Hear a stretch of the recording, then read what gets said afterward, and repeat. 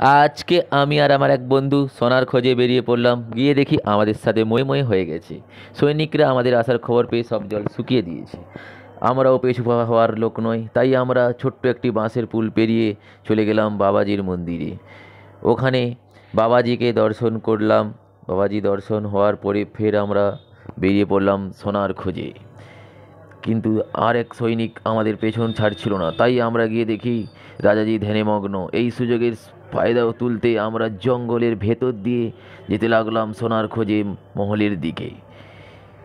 জঙ্গল শেষ হতেই না হতেই দেখলাম সামনে আমাদের সামনে মহল। মহল আর রাজার মহল নেই, ওটা ভেঙে ভূতের মহল হয়ে গেছে। তাই আমরা ভেতরে যাওয়ার জন্য ভয় পাচ্ছিলাম। কিন্তু ভেতরে যাওয়ার পর দেখলাম ভেতরে তো কিছুই নেই। সোনা তো দূর, এখানে একটা ইট বালির ছাড়া আর কিছুই নেই।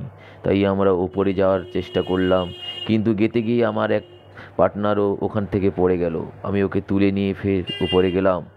গিয়ে দেখলাম ওখানে সোনা তো নেই, আর কিছুই নেই, শুধু গাছ আর গাছ আর জঙ্গলে ভর্তি।